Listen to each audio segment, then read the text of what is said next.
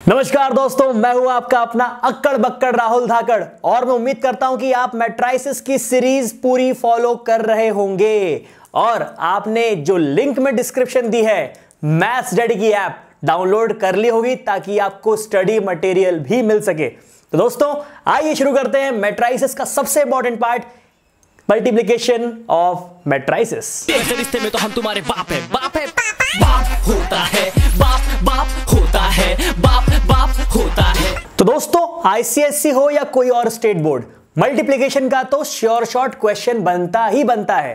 तो और बच्चों को इसमें बहुत दिक्कत आती है, लेकिन यकीन मानिए इस वीडियो को देखने के बाद आपको मल्टीप्लिकेशन बहुत ही आसान लगने लगेगा। तो आइए देखते हैं क्या खास है मल्टीप्लिकेशन ऑफ मैट्राइसिस में। वैसे तो आपने एडिशन सब्ट्रैक्शन कर लिया है।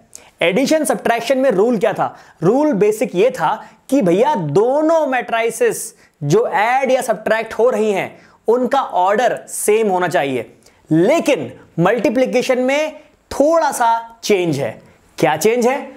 अलग अलग ऑर्डर की मैट्राइसिस को भी मल्टीप्लाई करा जा सकता है, लेकिन एक बहुत बड़ी कंडीशन है।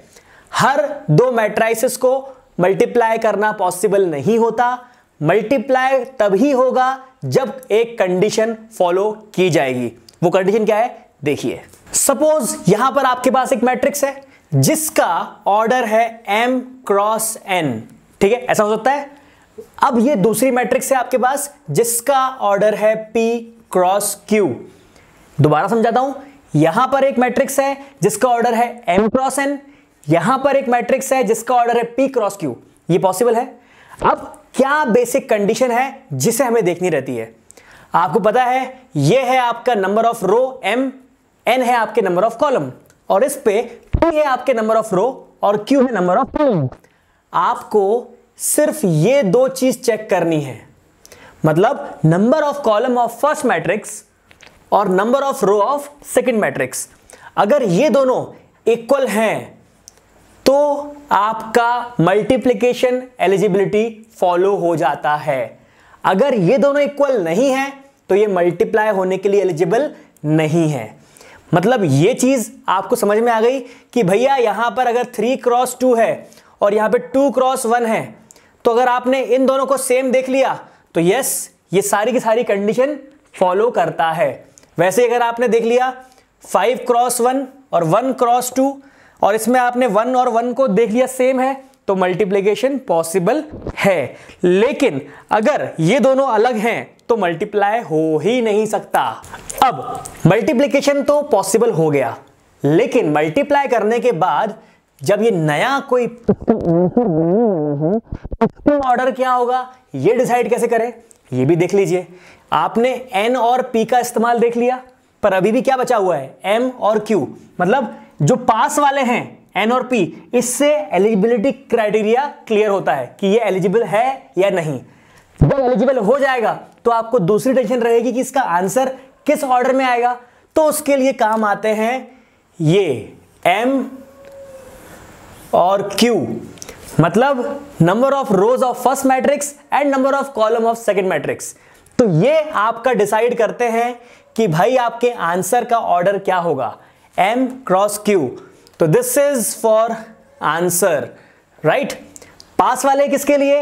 एलिजिबिलिटी के लिए। दूर वाले किसके लिए? आंसर के लिए। तो जो नया मैट्रिक्स है वो ऑर्डर होगा उसका m क्रॉस q। ये नोट करिए और उसके बाद हम सवाल पे आते हैं। तो दोस्तों अब देख लेते हैं कि कब मल्टीप्लिकेशन पॉसिबल है और कब नहीं। यहां पर देख लेते हैं, आपके पास एक मैट्रिक्स है 2 क्रॉस 3 का और उसको मल्टीप्लाई किया हमने एक ऐसे मैट्रिक्स से जिसका ऑर्डर है 2 क्रॉस 1। हमने देखा कि यार ये और ये तो मैच कर ही नहीं रहे, तो इसका मल्टीप्लिकेशन पॉसिबल नहीं है। अब आगे बढ़ा, अब आगे बढ़ के देखा हमने 1 क्रॉस 3 का मैट्रिक्स है एक और एक 3 क्रॉस 1 का, ये दोनों मैच कर गए, इसका मतलब यस इसका मल्टीप्लिकेशन पॉसिबल है। अगर मल्टीप्लिकेशन पॉसिबल है तो ये भी देखना जरूरी है कि जो हमारा आंसर है इसके प्रोडक्ट का उसका ऑर्डर क्या होगा।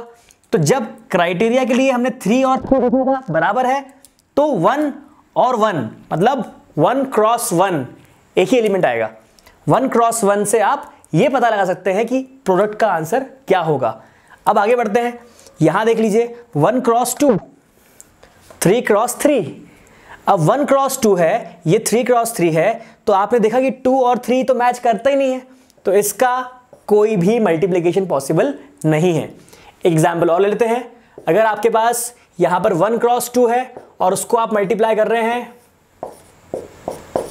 अब एक एग्जाम्पल और ले लेते हैं, यहां पर आप देखिए एक मैट्रिक्स 1 क्रॉस 2 का है और दूसरा मैट्रिक्स 2 क्रॉस 3 का है। आपने देखा कि भाई 2 और 2 सेम है, मतलब मल्टीप्लिकेशन पॉसिबल तो है, और इसका ऑर्डर क्या होगा? ऑर्डर होगा 1 cross 3। So this is how we solve questions. और एक और चीज, अगर आपके पास कोई भी एक मैट्रिक्स है जो कि 2 क्रॉस 3 का है, राइट, 2 क्रॉस 3 का है, तो इसमें नंबर ऑफ एलिमेंट्स कैसे पता लगाए जाए? ऑर्डर तो हो गया 2 क्रॉस 3, पर नंबर ऑफ एलिमेंट होते हैं 2 into 3, that is 6। Number of elements या नंबर ऑफ एंट्रीज को हम लोग मल्टीप्लाई करके पता लगा सकते हैं। तो आइए कुछ सवाल करते हैं मल्टीप्लिकेशन के। आइए यार, देखो बहुत ही सिंपल है। आपके पास एक मैट्रिक्स है जो आपको देख के समझ में आ रहा है कि इसका ऑर्डर क्या है, 2 क्रॉस 2। दूसरा मैट्रिक्स है जिसका ऑर्डर देख के समझ में आ रहा है 2 क्रॉस 2।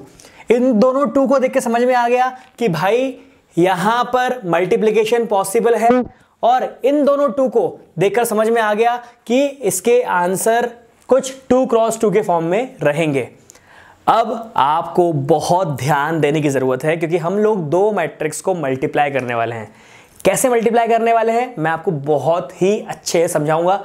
आपको वीडियो पॉज करके इसके बाद प्रैक्टिस भी करनी पड़ेगी, ठीक है। अब देखिए, पहला रूल तो ये है कि जब आपके पास जो पहला मैट्रिक्स रहेगा उसमें ऑपरेशन होगा रो वाइज, मतलब ऐसा, और दूसरे मैट्रिक्स में आपका ऑपरेशन होगा कॉलम वाइज, ठीक है। वो कैसे? यहां पर जब आप इसको मल्टीप्लाई करेंगे तो ये इससे मल्टीप्लाई होगा, तो इसमें a इंटू पी और फिर प्लस लग के b इंटू आर होगा, ठीक है। तो यहां पर आएगा a into P plus b into are.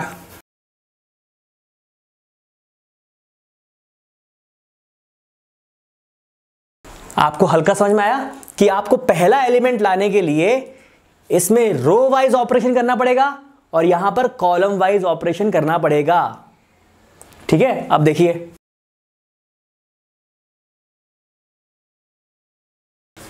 अगला एलिमेंट जो आपका इस तरफ आएगा, इस तरफ वाले एलिमेंट के लिए आपको वो तो पहले ही रहेगा, क्योंकि आप यहां पर पहले रो पे काम कर रहे हैं, तो यहां पर भी एलिमेंट पहले रो के रहेंगे। पर क्योंकि आप साइड वाला एलिमेंट की बात कर रहे हैं, इसीलिए वो तो रो वाइज चलेगा और यहां पर कॉलम में आएगा Q और S। अब एक बार A को Q से मल्टीप्लाई करिएगा, प्लस लगाइएगा और फिर लगेगा B इंटू S। अब इसको मिटा देते हैं। अब क्योंकि आप फर्स्ट रो से निकल चुके हैं और सेकेंड रो पे आ गए हैं, तो सेकेंड रो पे आप ऐसा रो वाइज ऑपरेशन करेंगे। अब ये सेकेंड रो में आपको जब पहला एलिमेंट चाहिए तो आप लेंगे P और R को, और जब दूसरा एलिमेंट चाहिए तो C और D रहने देंगे और यहां पर Q और S हो जाएगा। तो अब आप बताइए कैसे होगा? C into P plus D into R। ये क्लियर हुआ? अब बाजू वाले एलिमेंट के लिए इसको हटा दीजिए, आपको तो अब ये वाला कॉलम चाहिए रहेगा, तो C into Q plus D into S। कुछ इस तरह से काम होगा। अब एक एग्जांपल ले लेते हैं। आपको इन दोनों मैट्रिक्स को मल्टीप्लाई करना है। ये भी आपका 2 क्रॉस 2 है, ये भी आपका 2 क्रॉस 2 है, तो आपको ये तो क्लियर हो ही गया कि जो भी इसका आंसर आएगा वो ऑब्वियसली 2 क्रॉस 2 ही आएगा। ये चीज क्लियर है। अब आपको मैंने बताया कि पहले पर रो ऑपरेशन होता है और दूसरे पे कॉलम, राइट। तो आपका पहला रो और ये पहला कॉलम, पहला रो पहला कॉलम आपको पहले रो और पहले कॉलम का एलिमेंट देगा। सिमिलरली पहला रो दूसरा कॉलम आपको पहला रो और दूसरे कॉलम का एलिमेंट देगा। फिर यहां पर जब आएंगे 4 और 5 पे, तो ये वाला रो मतलब सेकेंड रो फर्स्ट कॉलम आपको सेकेंड रो और फर्स्ट कॉलम का एलिमेंट देगा। Similarly second row second column में आपको सेकंड रो सेकंड कॉलम का एलिमेंट मिलेगा। तो शुरुआत करते हैं 2 इंटू 6 प्लस 3 इंटू 7। अब 2 इंटू 8 इसको हटा देते हैं। अब 2 इंटू 8 प्लस 3 इंटू 9 और यहां पर अब इसको हटा देते हैं। आपके पास अब फर्स्ट कॉलम है और यहां से इसको हटाते हैं क्योंकि अब आपके पास सेकंड रो है। 4 इंटू 6 प्लस 5 इंटू 7, राइट। अब इसको हटा देते हैं, ये अब यहां पर आ गया। 4 into 8 plus 5 into 9। So this is how we solve 2 matrix. Okay, अब यहां पर इसका फाइनल आंसर कैसे होगा? बहुत सिंपल है ये तो, राइट। फाइनल आंसर बॉड मास का ख्याल जरूर रखिएगा। अब इनको प्रॉपर्ली ऐड कर दीजिए।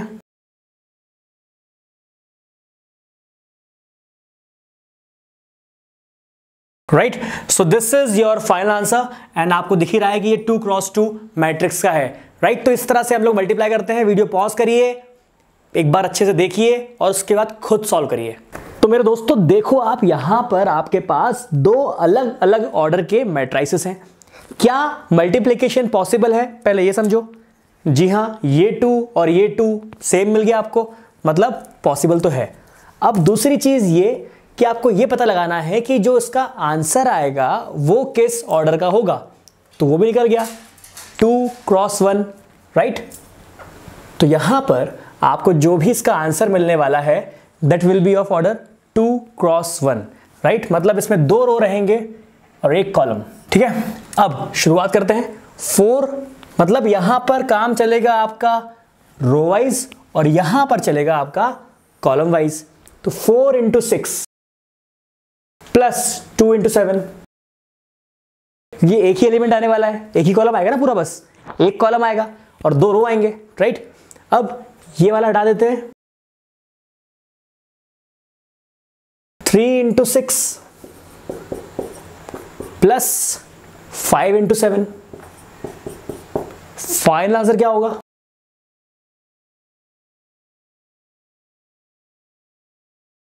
सो this is your final answer और आपको साफ साफ पता है कि भाई 2x1 का आंसर आ गया, राइट। तो इस तरह से बड़े ही आराम से आपको मल्टीप्लाई करना है। आराम से स्टेप्स देखिए, मल्टीप्लाई ऐड लगाइए, बॉड मास का सही इस्तेमाल करिए। लोग कई बार इसको इससे पहले प्लस कर देते हैं फिर मल्टीप्लाई करते हैं, तो ये गलत हो जाएगा क्योंकि बॉड मास का रूल क्या है कि हमेशा एडिशन से पहले मल्टीप्लिकेशन होगा। तो पहले आपने इन दोनों को मल्टीप्लाई किया, फिर इन दोनों को किया, फिर आपने फाइनल आंसर लिख दिया प्रॉपर, राइट। इसको टाइम देना पड़ता है। शुरुआत में आप इसको आराम से करिए, धीरे धीरे स्पीड की टेंशन मत लीजिए, स्पीड तो बढ़ जाएगी, ठीक है। तो इसको नोट करिए। तो दोस्तों इस वीडियो के लिए इतना ही, मिलते हैं अगले वीडियो में कुछ नए सवालों के साथ। तो जुड़े रहिए मैथ्स डैडी से और हाँ, मैथ्स डैडी की ऐप डाउनलोड करना ना भूलिएगा। तो दोस्तों आपके लिए बहुत सारा प्यार, नमस्कार। तो